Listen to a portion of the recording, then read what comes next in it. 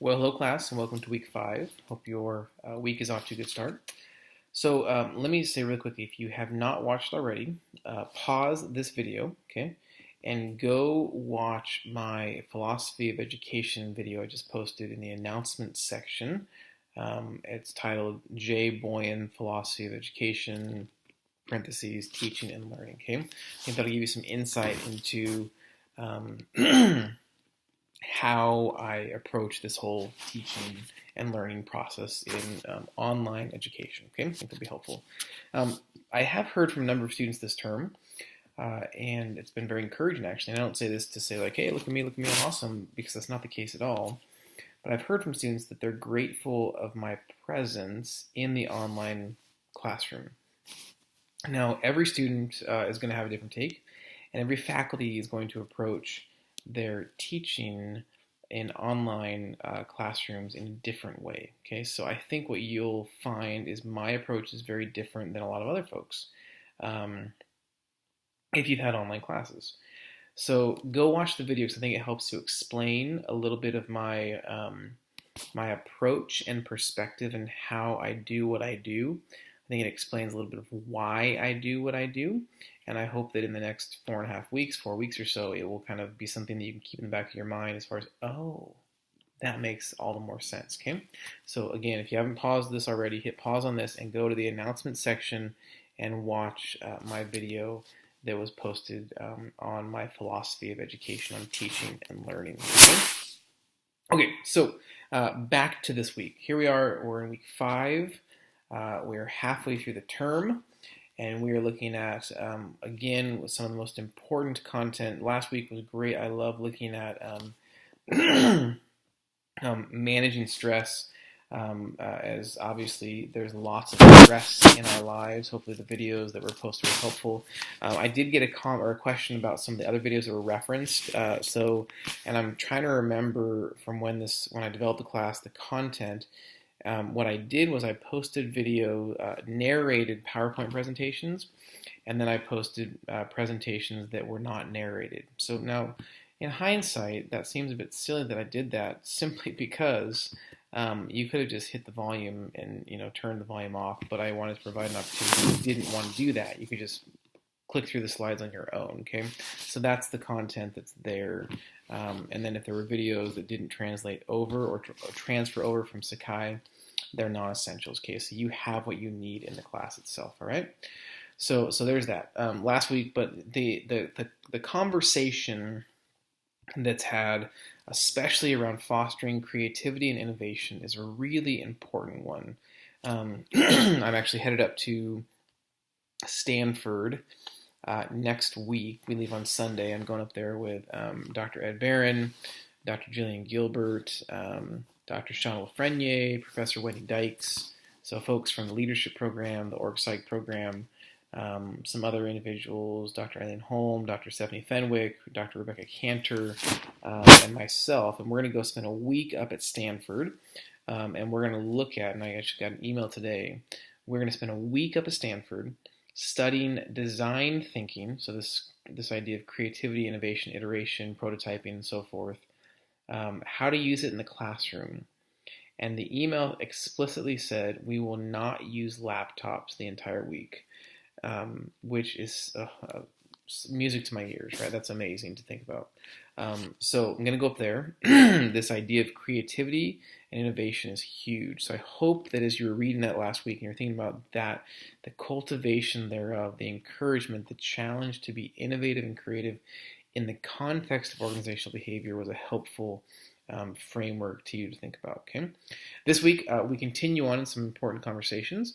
We talk about decision making, which we all make decisions, right? And communicating effectively with others. And then we'll look at Starbucks in the Duhigg text and the habit of success, okay? So you've got a number of questions that I want you to engage in as you think about content.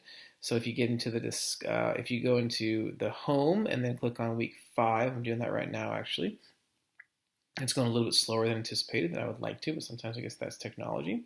Click on week 5. Again, we kind of have the same format as we've had every other week. We've got our readings, we have our multimedia, our discussions, you have journal entry 5, there's an assessment from 9.1, assessment 9.1 from the textbook, your organizational design paper. Now, that is, I said it's originally due at the end of this week, but hopefully you've got my correspondence that I'm giving you some extra time if need be, okay? So I have included it still in this week's content as far as the due date in week 5 expectations. However, just know that you do have until the middle of next week, okay? So the date would be the 20th of June, and you can get that turned in, I'm sorry, the 13th of June, I'm a week ahead. 13th of June is when it's due, so instead of it being turned in this Sunday at midnight, which of course you can do if you get it done early, but you do have some extra time. I know there were some communication issues with some multiple of our teams, and then, I just understand life happens sometimes, so I want to make sure that you have enough time to get that done. It's a really important piece for you to work on, and I want to make sure that you can really invest and give it your best, okay? So remember that the paper is separate from the presentation, okay? So the paper is due next Wednesday at the latest, next Wednesday, the 13th of June by midnight, but the presentation, which is also a component of the project, is due at the end of the term, okay?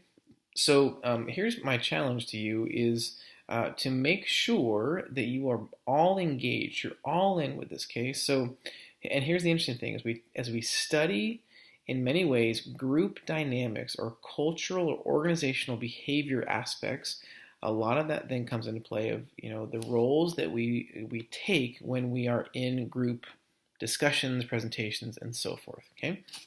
So, if you think about the behavior of organizations, so individuals within organizations, there's always going to be the person that works really hard.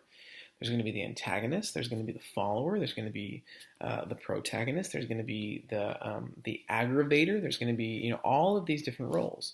Think about that within the context of groups. So why wouldn't we work in groups if we're talking about the dynamics of organizational structures and behaviors so that we can see those things firsthand, okay? So make sure you're all working collaboratively, you're all making sure that you're investing the same amount of time and really doing this work. I think it's going to be really important for all of you. At the end of the term, too, you're going to fill out an assessment of how did everybody do, like did you all engage in the project? And some of you are going to have to say, my teammate didn't, or there wasn't as much group involvement as I'd hoped, and so that's going to have a direct reflection and effect on what your final grade for this presentation is, okay?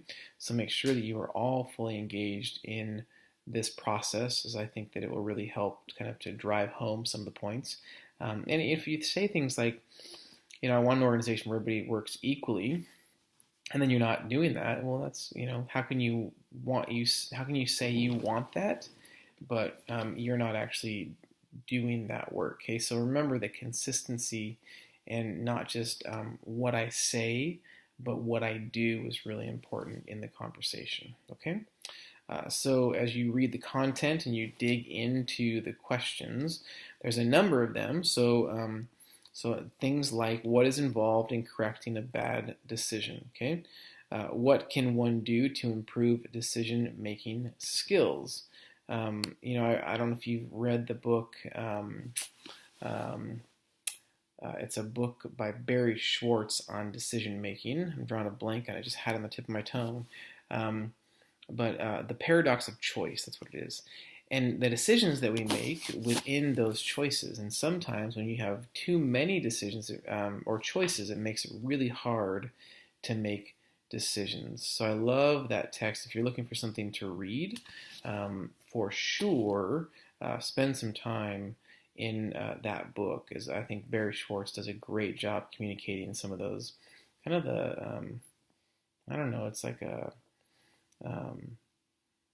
it's kind of a quandary, right? So you think that it makes things easier, like I got 400 different cereals to choose from, but we're not just making those type of decisions, we're making all sorts of decisions. So this decision making process, and then Dan Ariely would talk a lot about how we are irrational beings, And so he's written a number of books on our predictable irrationality and how you can essentially bank on the fact that we will be people that make irrational decisions. And that's a fascinating idea to think about, because I think it's so true that we are those people. So a number of videos about communication, about decision making that you'll watch and you'll spend time in. Make sure you answer all of your questions in the discussion and get done with the quiz and all the expectations for you that are part of this week. Okay, so remember, your organizational design project, you have additional time if need be. You'll upload that to Canvas in the assignments section. You're reading Nahavandi chapters 8 and 9, Duhigg chapter 5, and then Boa in our leadership text, pages 260 to 269. All right, so if I can help with anything, please let me know.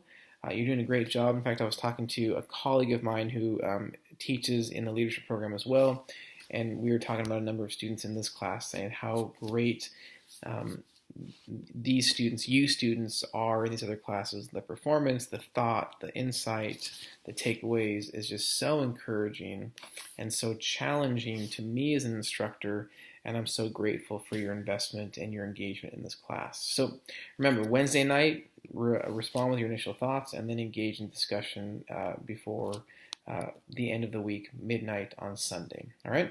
Again, any questions on your project or anything else, please let me know. Keep up the great work, and I look forward to continuing to see you online this week.